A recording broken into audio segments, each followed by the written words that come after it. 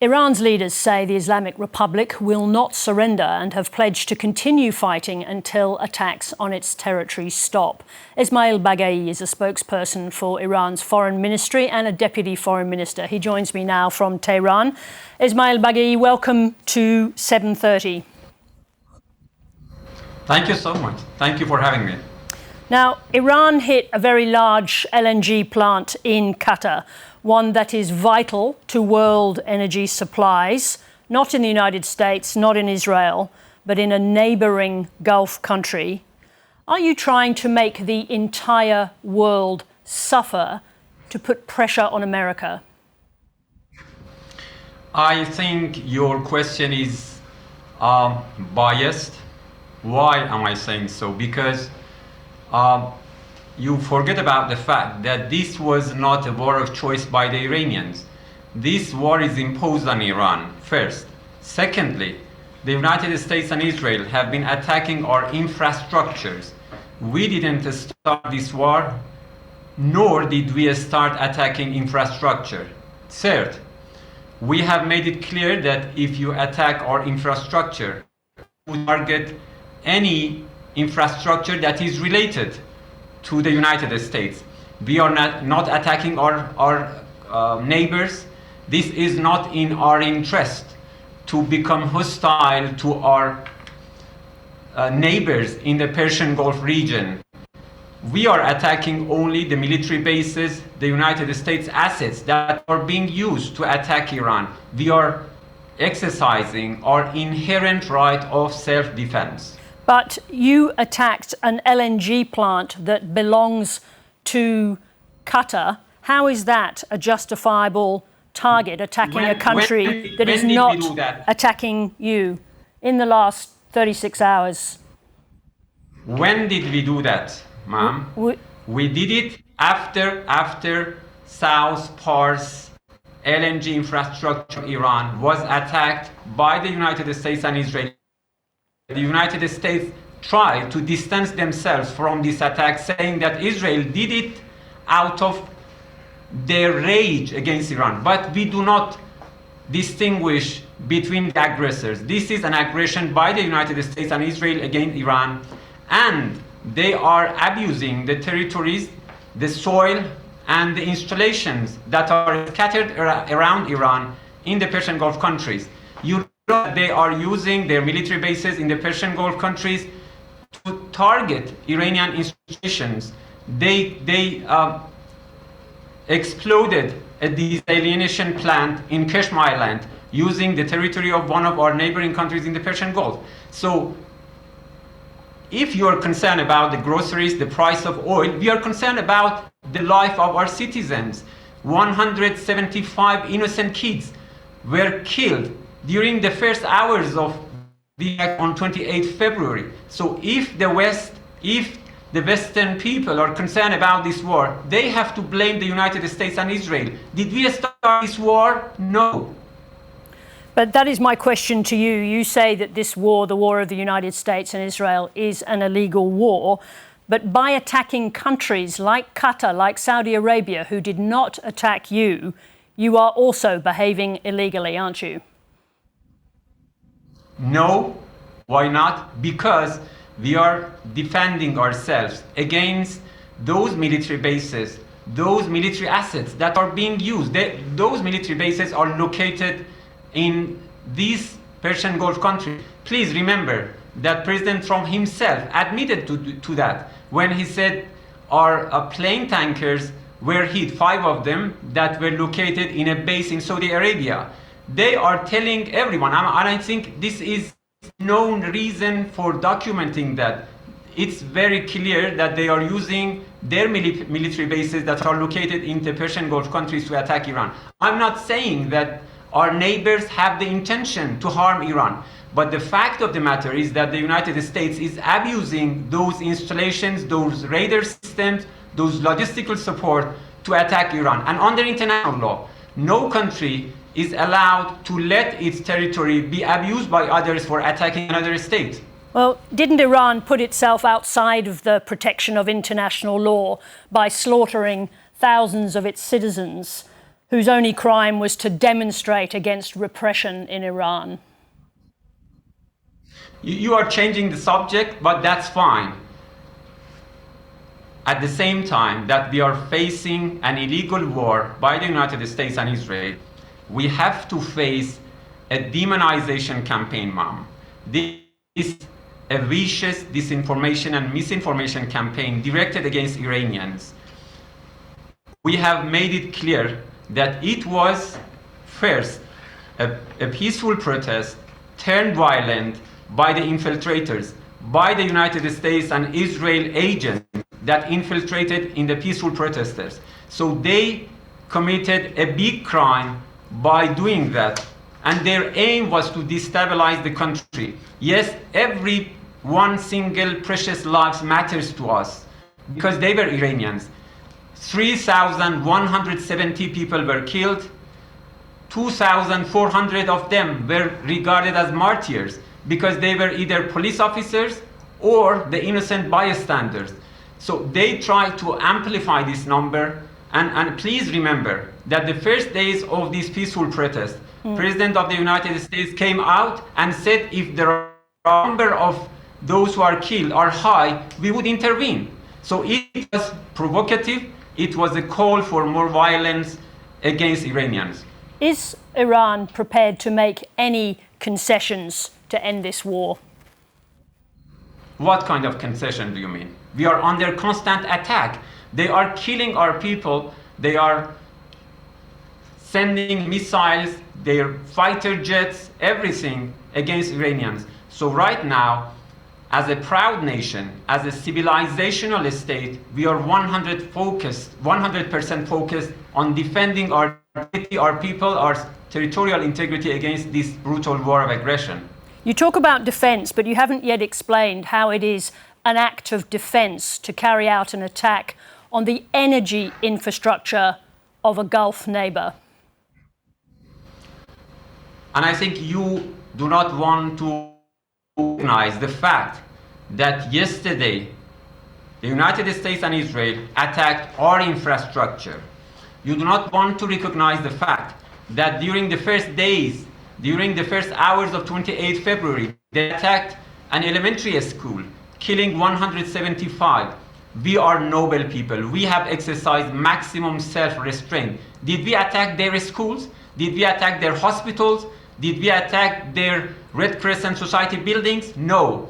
We made it clear that if our infrastructure is attacked, we would fight back. We would target those installations that are related to the United States. And you know, in every infrastructure in the region, the United States has some shares. So we didn't start this. We do not like to continue like that. But this is the United States and Israel war of choice. They have... To be clear, is it Iran's intention to continue strikes on the infrastructure of its Gulf neighbours? As I said, we have never started this war. We have not hit any infrastructure in the region. We were forced to do that after the United States and Israel attacked our infrastructure yesterday. So our armed forces are very careful only to target those military assets that are being used to attack Iran. And this is in accordance with the rules of international law. Please remember that we are noble people. We are fighting in accordance with IHL, International Humanitarian Law. We have never said no mercy, no quarter. This is what Secretary of War of the United States said. And you know, by saying no quarters, it is by itself the mens rea, the expression of intention of committing war crimes. I want to ask you some questions about the decapitation strikes, the assassinations that Israel has carried out in Iran. Is Iran serious about retaliation for those attacks against the leaders of both the United States and Israel? What do you expect Iranians to do? So this is a nasty war. This is unprecedented. This is not a conventional classical warfare between two armed forces. This is a combination of military aggression and terrorist acts. And I think we are moving towards a very dark era if the Western countries, if the public opinion continue to remain indifferent. Now they have control over the know-how to kill. And I'm not sure that in the future others would not have this know-how to kill others. So the leaders of another country, assassinating them through terrorist activities must be alarming to the whole international community. It should not be underestimated as part of warfare. This is not. So but the Iranians are determined. Yes, forgive me for interrupting, but does Iran intend to retaliate against the leaders of the United States and Israel for the decapitation, for the killing of a large number of Iranian leaders, including your former Ayatollah Khamenei? Iranian armed forces are determined, are willing and capable of defending our country, defending our sovereignty with all might. And you know, the leaders of any country are symbols of the sovereignty of that nation. So what the United States and Israel are doing are violating the basic tenets of international law. And this is part of their demonization project by simply labeling a country, labeling their leaders, bad names, and then assassinating them. This is against all the principles that the international community have been calling for the past 8 decades. So we are going backward to pre-World War I. Let me ask you a question about Australia. We sent a long-range reconnaissance aircraft to assist the United Arab Emirates in the defence of that country against attacks from Iran. Given what you said about your previous targeting, do you now regard Australia and its military assets as targets? We have no problem with the Australian people. And if you remember, when the government of Australia decided to cut diplomatic relation or reduce the level of diplomatic relation, we said we are sorry for it. There is no reasonable ground to do that. Now the point is that the government of Australia has decided to take side with the aggressors. We cannot distinguish between offensive and defensive operation. What Australian government is doing is taking side with the aggressors against Iran. And we do not regard this euphemism, these wordings as defending against Iranians' attacks. We do not attack any country. We are exercising self-defense. And any obstruction of our right to self-defense would be regarding as taking side with the aggressors. So you regard Australian military assets, first of all, in the Gulf, as legitimate targets for Iran? As I said, we have the inherent right to self-defense against offensive or defensive operation against us. We cannot recognize that those military assets that are being deployed to intercept our missiles, our drones against the aggressors would be regarded simply as defensive. That's going to be part of this aggression. So, and in the case of Australia, it was a long-range reconnaissance aircraft. It will obviously be operating a long way from Iran. However, you regard Australians based in the Gulf as legitimate targets. We have Australians at the base in the UAE. You regard that as a legitimate target? I think it is very regrettable that the Australian government has decided to be on the wrong side of history by taking side with the blatant aggressors against Iran. And this is in line with what Australian officials did in order to take our footballers hostage in their country. That was against FIFA rules as well. Let me talk about the footballers. First of all, those members of the Iranian women's football team who initially sought asylum in Australia were granted asylum. They didn't seek, ma'am. They didn't seek asylum. They were forced to. They were coerced to.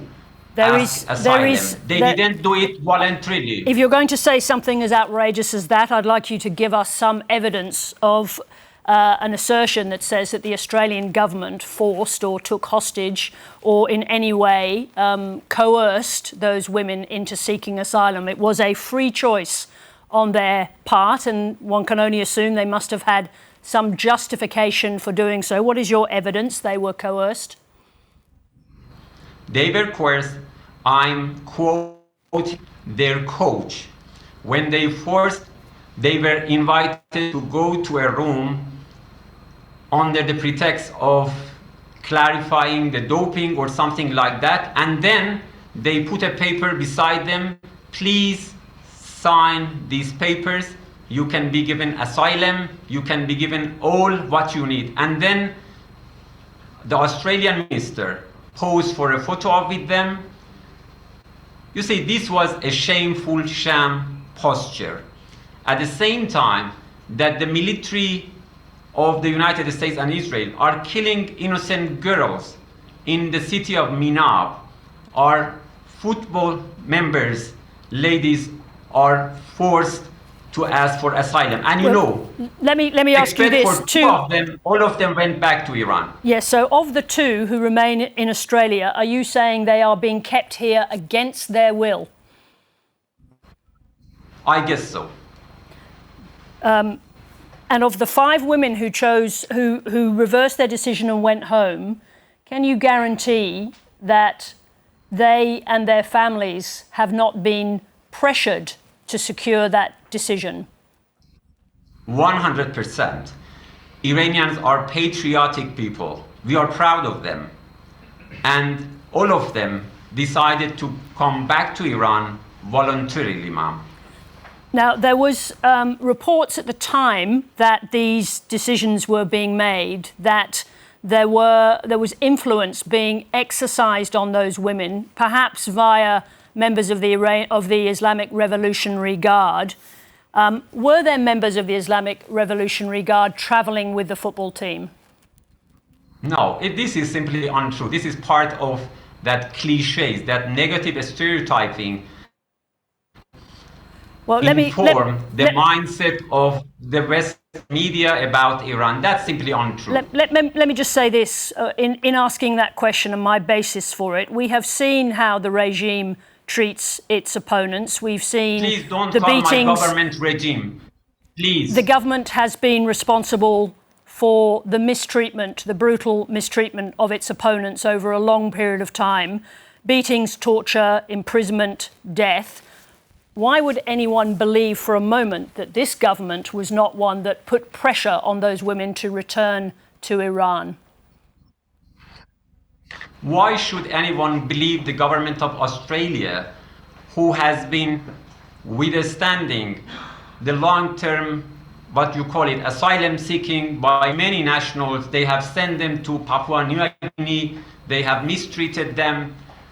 Why should anyone be in the government of Australia that has already concocted the lie that was the basis of cutting or reducing diplomatic relations with Iran? And everyone knows that what they accuse Iran of was simply a big lie about anti-Semitism. That was their claim when they decided to cut diplomatic relations with Iran. So well, we don't have enough. We don't have part of the propaganda. Forgive me, Esmaeil Baghaei. We don't have time to revisit the decision, the Australian government's decision, legitimate decision to expel members of the Iranian diplomatic community here because of the activities of the Islamic Revolutionary decision. We Guard have Corps. the right to make our own legitimate decision as well. I just want to finish on a final broader question, if I may. Everybody in the world has to take a step back now to avoid this conflict, this terrible conflict, which has cost the lives of innocent people in Iran too, spiralling into something larger. What would it take for Iran to renounce its policy calling for the annihilation of Israel? Ma'am, this is a war based on lies. Look what the United States said in the first place. They said we had to intervene because there was an imminent threat from Iran. And then immediately after that, Pentagon said that there was no imminent threat from Iran. Then they talked about Iran's nuclear weapon. Everyone knows that we do not seek nuclear weapons. Our nuclear program, as they claimed, was obliterated in June. So this is all about lies. And it is not Iran that has launched this attack against Israel and the United States. Please do not try to reverse the facts. It is the United States and Israel that have attacked against Iran, and you are about the annihilation of Israel. They are attacking us. They are killing our leaders. They are killing our innocent girls and boys. So please, let's call a spade a spade. This is an illegal war imposed on Iran, imposed on the whole region, and has consequences for the whole international community. We understand that you are concerned about the groceries price, but we are concerned about the everyday lives of our citizens. They are being killed and maimed by the United States and Israel's missiles and bombs. We're going to have to wrap up there. I will note that you have said Australia is a potential target for Iran, and you have accused an Australian minister of taking Iranian female football players hostage, just to wrap up our conversation. But I appreciate the time and the trouble you've taken after a week of trying to contact you. Thank you, Esmaeil Baghaei, for joining us. Thank you. I appreciate it.